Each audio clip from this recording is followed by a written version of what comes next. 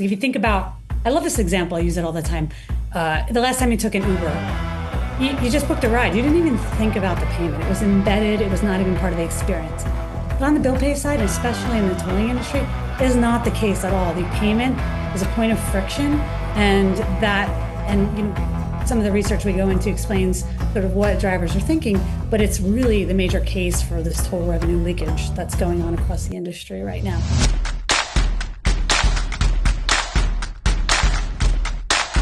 This episode is brought to you by CSG.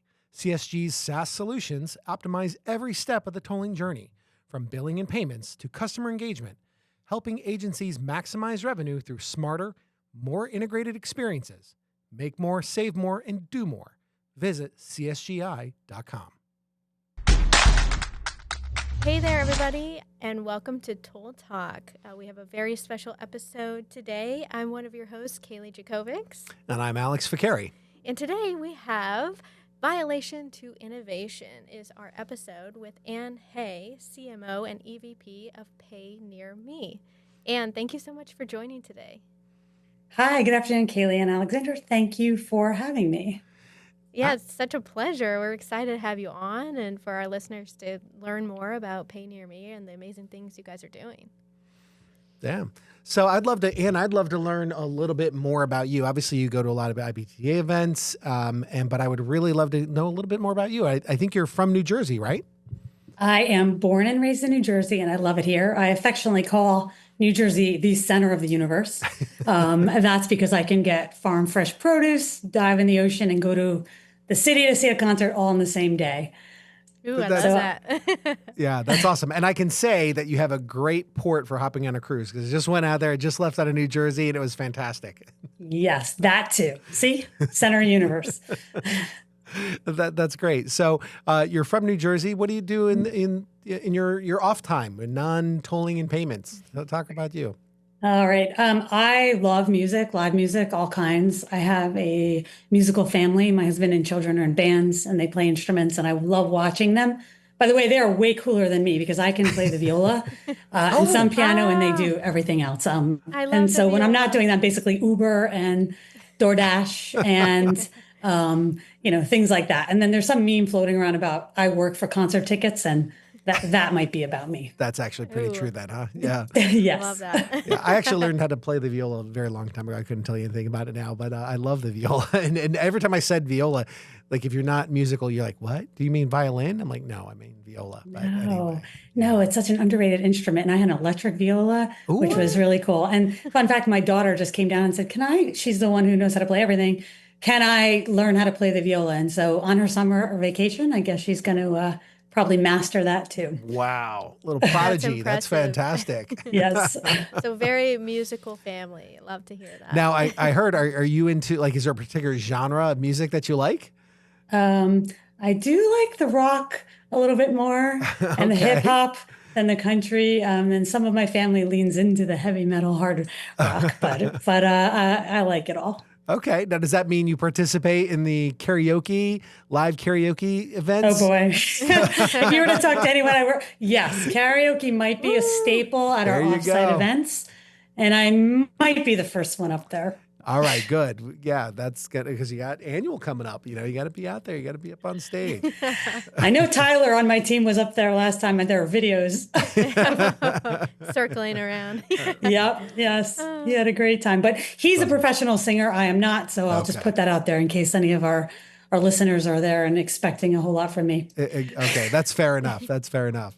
So I guess tell us, you're a marketing person like us, we have that marketing nerds. I love that, all things marketing. And so I'm just kind of curious, what got you into marketing, right? And then specifically, how do you make your way over to payments, over to transportation and engagement? Talk about that. Talk about your journey a little bit.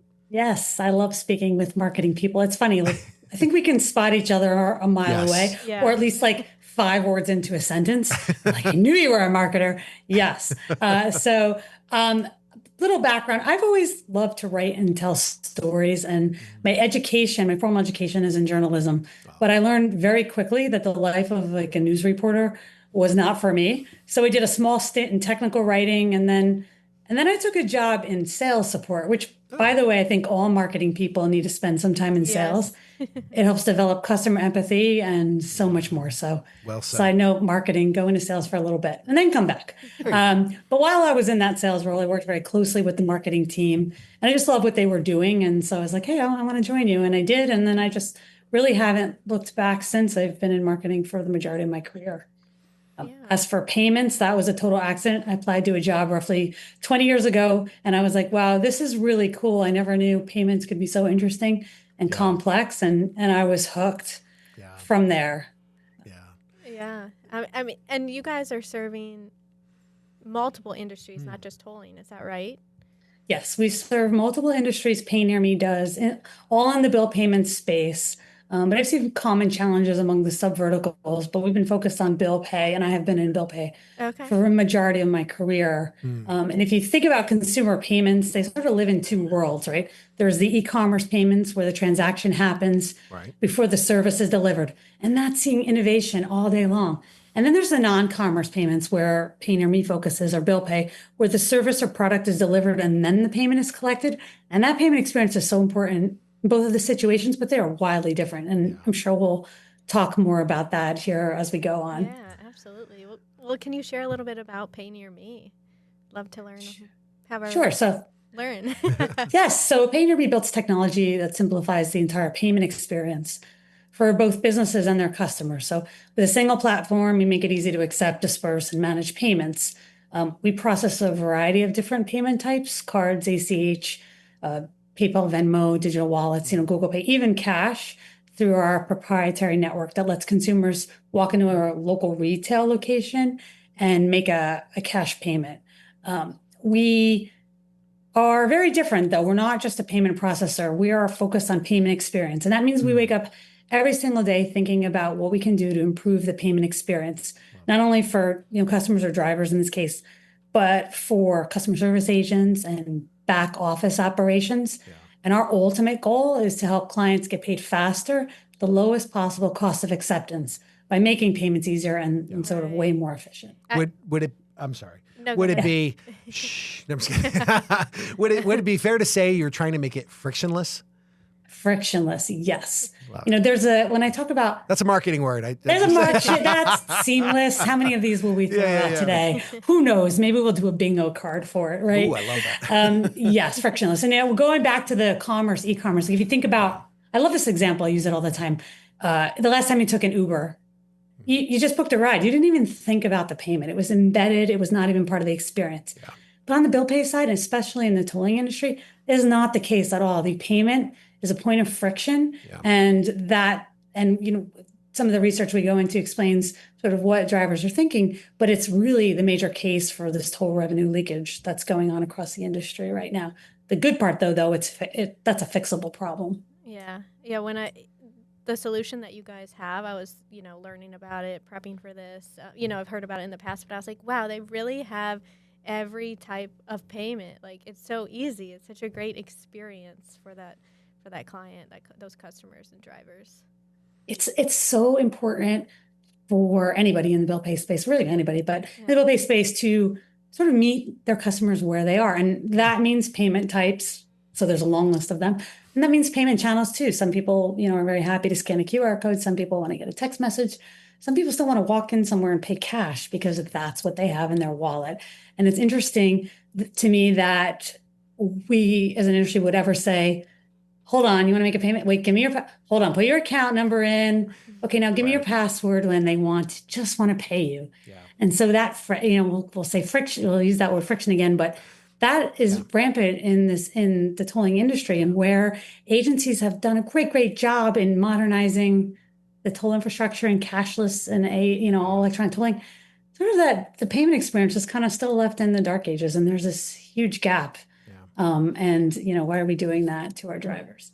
Well, and I think it kind of it's one of the inherent residual effects of having basically a legacy system and infrastructure, and then we wrap customer service around it, rather than starting there. And that's a big endeavor. It's a mind shift. It's it's all the analogies you can probably come up with to get, it's a paradigm shift. It's all these things to get a change. And it's a difficult task. I mean, we can talk about it really easily, but payments seems to be one of the great starting points for it, right?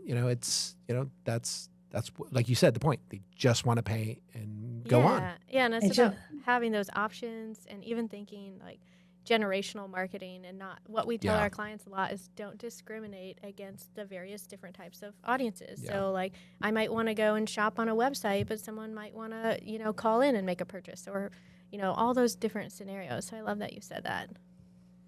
Yes, absolutely. And there's still a large amount of Americans who want or they need to use cash. Yeah. Right. And even those who prefer to use cash that have adopted things like Cash App Pay, right? They don't have a bank account, but there are other ways folks are getting paid, via mobile wallets, Venmo and PayPal and Cash App.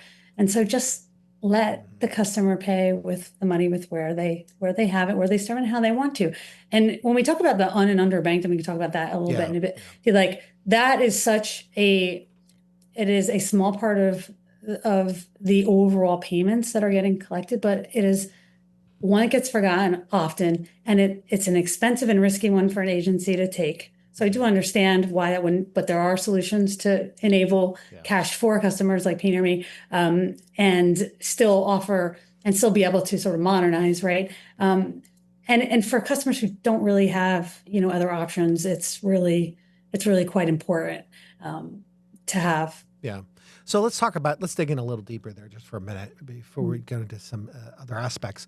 When you're talking about, you're serving the agencies, and then you're ultimately also not directly, but you're serving the drivers as well, right? Yes. You're trying to create those. And so I guess, what is PayNearMe's mission to, and that may be a little whimsical or a little too high level, but when you talk about helping the customer, right? Do you guys have an approach or a mantra or a mission that you kind of stick to help you reach that goal? We want to make payments easy for everyone, not just the customers and drivers, for the support staff who have to man the call centers and are taking calls in if someone needs to make a phone payment or they forgot their password or they need help, and also the operations staff. So we think about payment experience as an end-to-end journey of the payment. Once it's made, it still needs to get processed, reconciled. There are very complicated, often expensive things that happen with chargebacks and fraud and risk and all of those things. So we're focusing on the experience for the whole life of the payment.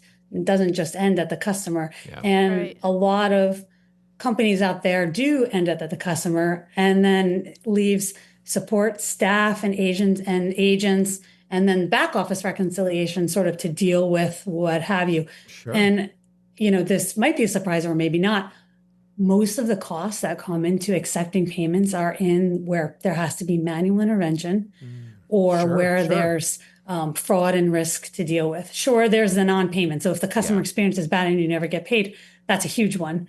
But there are so many other hidden costs in that whole experience that I don't think a lot of people think about and even realize. So we wake up every day sort of thinking about how to optimize the experience for all three of those parties in the life cycle of the payment. You had asked earlier about who we work with. Yes, we work with agencies, and just to give the listeners a little bit of background, we work directly with agencies. We also work alongside back office providers who handle payment processing, so Conduent, Cash, Via Plus, and then we also partner with collection agencies that have direct contracts with toll authorities and are collecting on their behalf. So we service those three.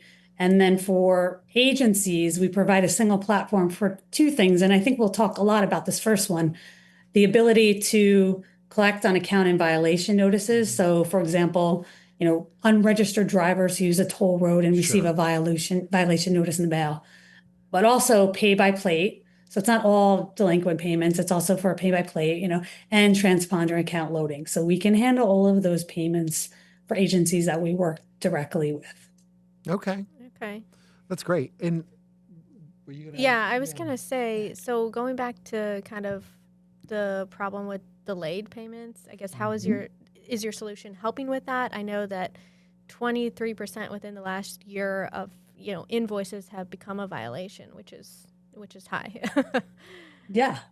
Right. And then there's a second part to that if for once they're delayed, they even, become more delinquent. But no surprise, the more friction you're adding, right? They just, I'll get to that later. I'll just get that later. It's hard to pay. If it's hard to pay in the first place, and then time and added friction, that just comes with more of a delay, right? Yeah. I think I like to talk about, maybe this is when I'll go into my my spiel about nuisance bills. Are you familiar with a nuisance bill? Have you heard of a nuisance bill? No. Do you have a nuisance bill on your desk? The answer is no. No. Thank goodness. I'm having anxiety thinking about it. No. So we'll step back here, because technically a toll violation is a nuisance bill. It's a small dollar bill that you have on your desk. Yeah. I'm holding up an insurance bill, but they're very similar.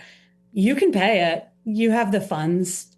You just don't, because when you go to pay it, it says things like, visit this website, enter this code, enter this account number, put in this website, enter your credit card, or even yet, maybe it has a neat little sort of QR code on it. Yeah. But the QR code takes me to a website where then I have to now from my phone enter all of that information. Yeah. Right. It's a smaller dollar bill. It's hard to pay, and you picked it up, but this is how things go unpaid, and then this is how they go into delinquent, right? I'm going to go, and I put it back over on my desk, and it's going to sit there, and then all of a sudden it's delinquent. Yeah. And then, the costs add up on both sides, right?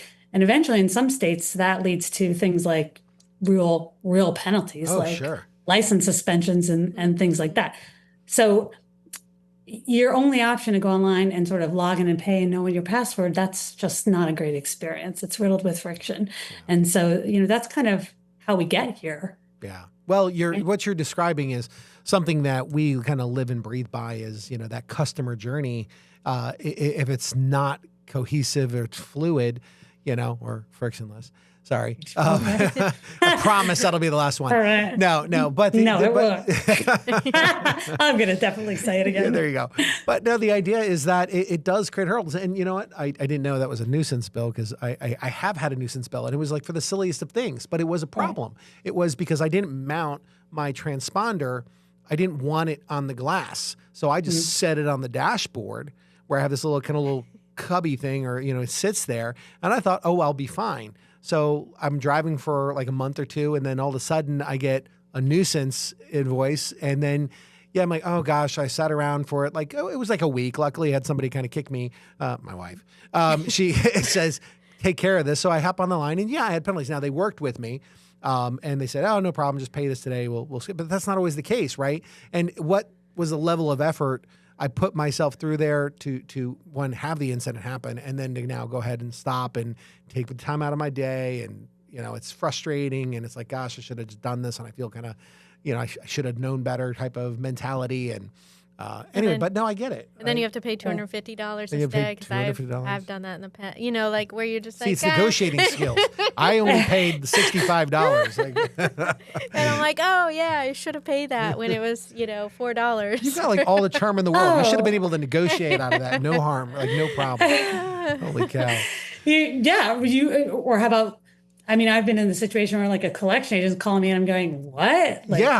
A collection. And then I'm embarrassed, because it's like a $10 copay, or, same sort of thing. I kind of blew through something because I got a new car, and it took me a while to put my new Easy Pass into my car. And then I'm like, really? But it's an unnecessary experience. Yeah. And it's having, back to that Deloitte report that was showing over $2 billion in uncollected revenue.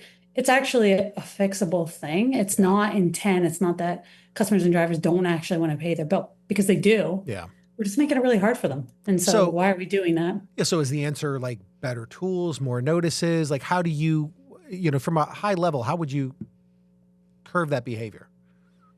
Yeah. So there's a number of ways to sort of simplify that experience. And we can show the little demo I put in there when you're ready, because I think it's really cool to see. It's to the left. I think it's to the left. There you go. It's right about There. There, it's over there. Okay.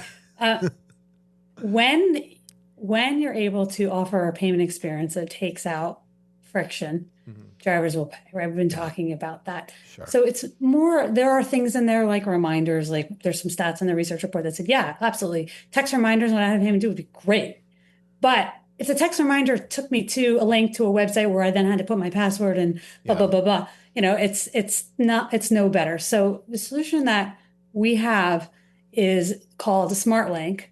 And essentially, it's a personalized payment link that can be embedded anywhere. We'll talk about it being embedded in a QR code because for toll agencies, this is a very no code thing that they can do tomorrow if they wanted to.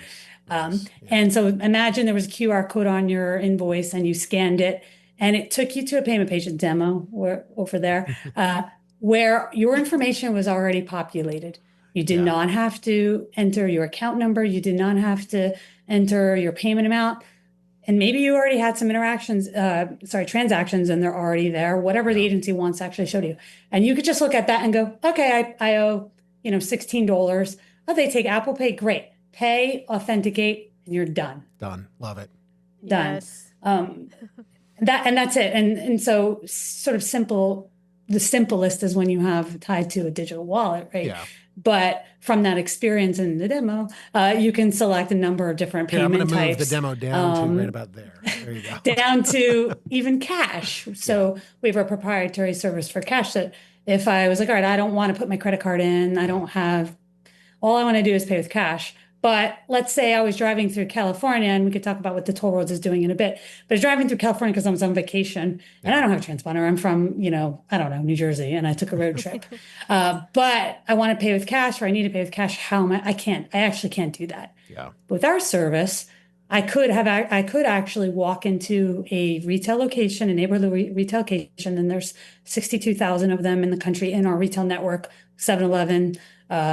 Okay, great. CVS, right? Show the barcode, pay, and I'm done. Yeah. So it's just about sort of, I didn't have to go to an office. I didn't have to call him to do anything. I just went to my neighborhood store.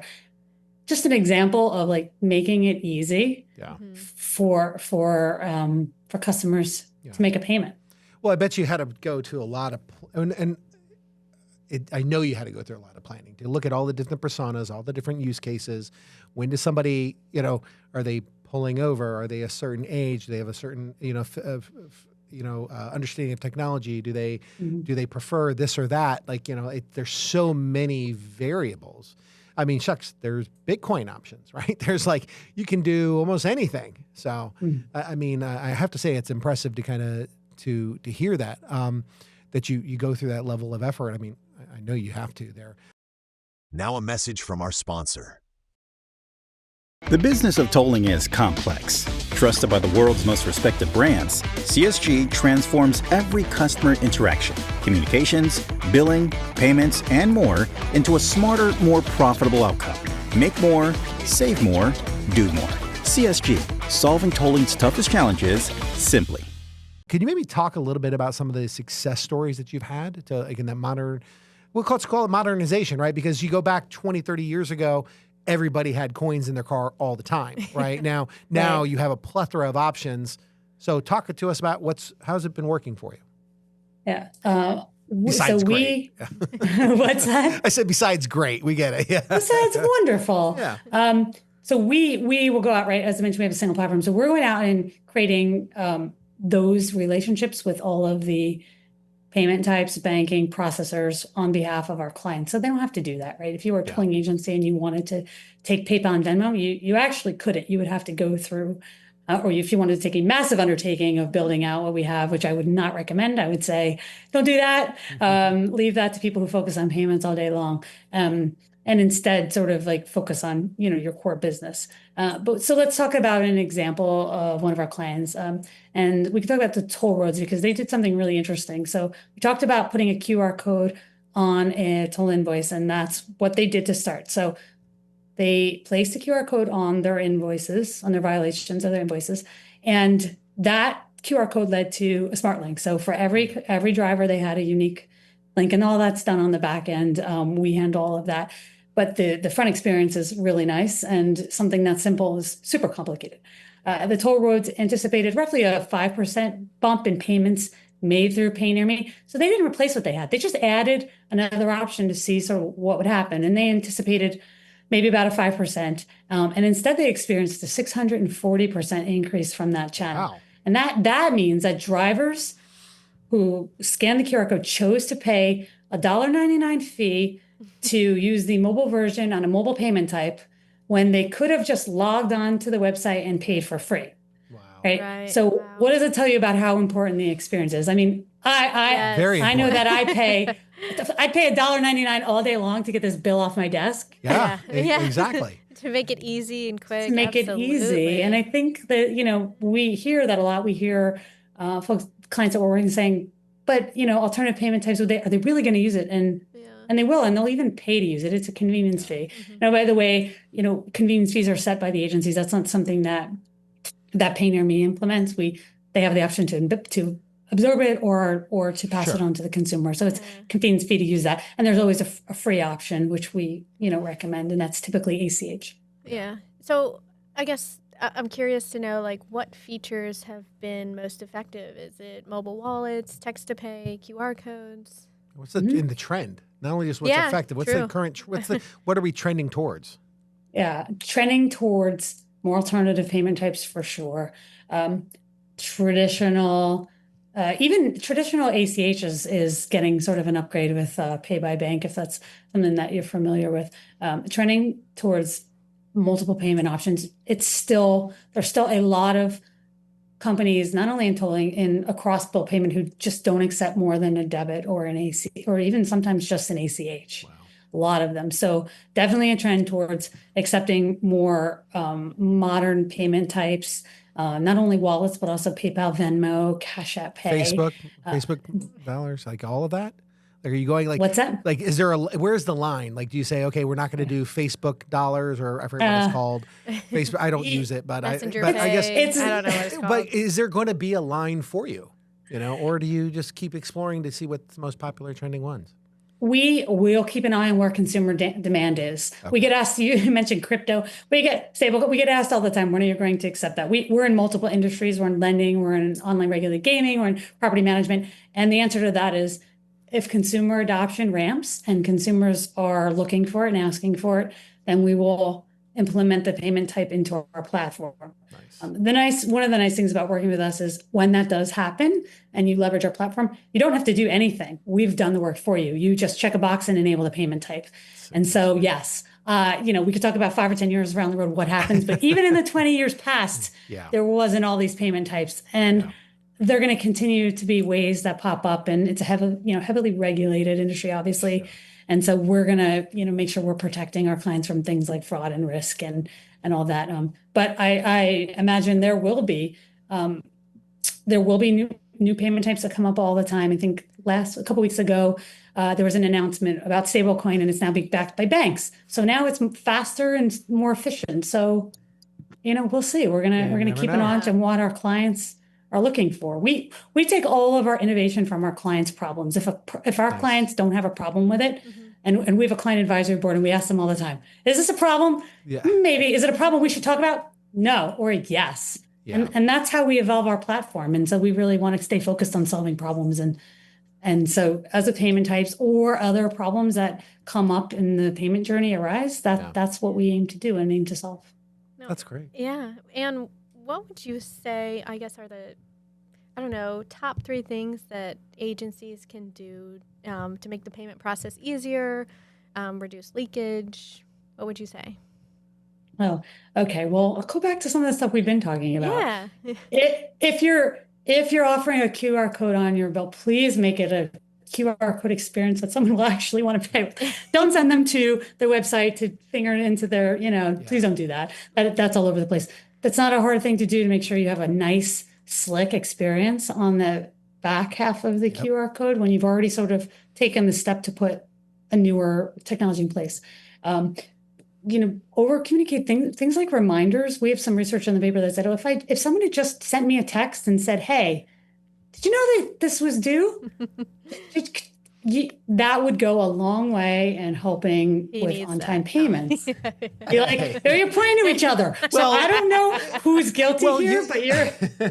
No, the idea was, we were just talking about this Yes. and just having an internal conversation about to keep it, short is the customer journey. But the two things that fail all the time in the customer journey of any industry is mismanaged expectations and lack of communication. And so if we could change that, right? Like if you could proactively send out that message, hey, you just received this or you're about to receive that, you what do? You diffuse the expectation, right? People understand.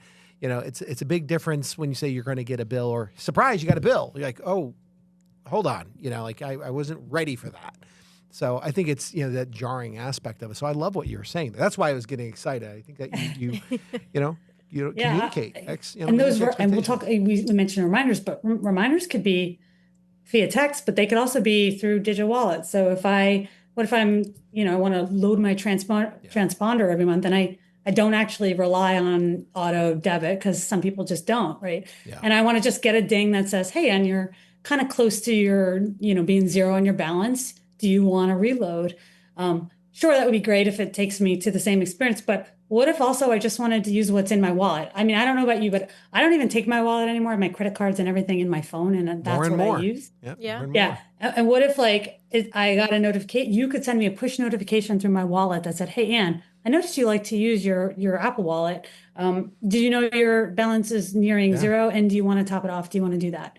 And that same smart link we talk about, because it follows you, when it follows a driver all along their lifetime. Yep. So it's we call it a staged link, but it follows you. So you can use it wherever. If you were to call into the call center, the agents would say, hey, oh, do you want to make a payment? I'm going to text you right now a link. Go ahead and complete. I'll stay on the phone and you'll be done. Right. So it follows them. It's that same experience that you're talking about.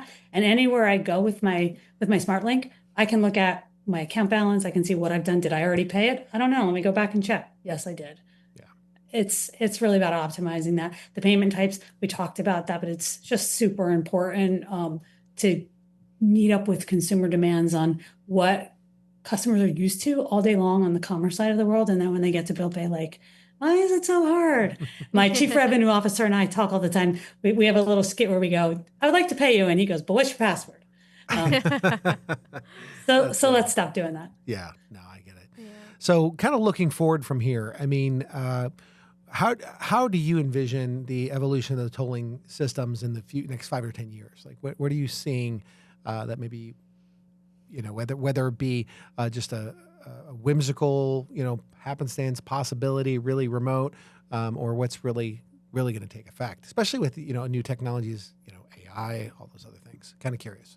Oh, yes. Definitely efficiencies and automation from AI. And I can talk specifically about the payment experience and the ability to kind of make that customer experience even easier and better. And then the real benefit for agencies on the back end, just for operational efficiency and things like that, and getting better at sort of predicting who may or may not pay or predicting what payment type they want to use. If you take that experience a step further, and what if, okay, I know that Kalie likes to pay with Apple Pay, so I'm only just going to send her the option to pay with Apple Pay and do it and complete it, and it's done, right? Yeah. There are definitely efficiencies and improvements in the experience for things like that AI will bring. And anyone who says they have AI figured out, we are experimenting. If you're not working with a platform that is already experimenting, you're already way behind, or yourself. Yeah. I mean, there's just so many things.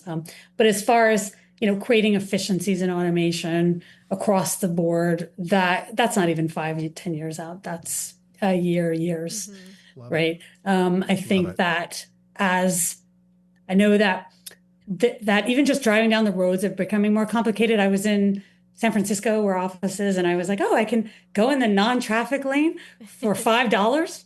Okay, right, and I just went. I'd imagine things like that are going to continue to evolve to make things easier for drivers. But with that, more complicated experiences on the back end, right? Because that's a payment, right? And now that's another different kind of payment. And I didn't have a transponder. I just went because I was like, cool, figure out how to charge me $5 later.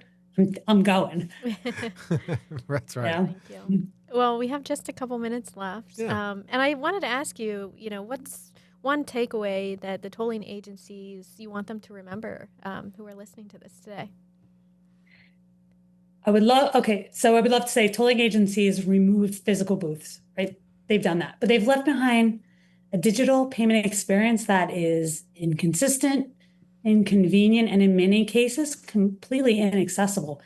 So it's like time to bridge that gap. Drivers aren't trying to avoid payment. They're simply blocked by poor experiences and payment systems that are frankly hard to use. So like friction, right? We talked about friction, not friction, one more time. Not intent is the real barrier. And the good news is that this can be fixed. This is a fixable problem. Yeah. And modernizing payments, agencies can recover more revenue and create an inclusive tolling experience for everyone. Yeah. Now, just kind of close out, I think, are the agencies wanting to have that conversation? Like, is it open arms, welcome, sit down by me, let's talk about what you have to offer, or is it a struggle? And you don't have to name anybody, obviously, but I'm just kind of curious. No, I think the thought of being able to do this is completely appealing.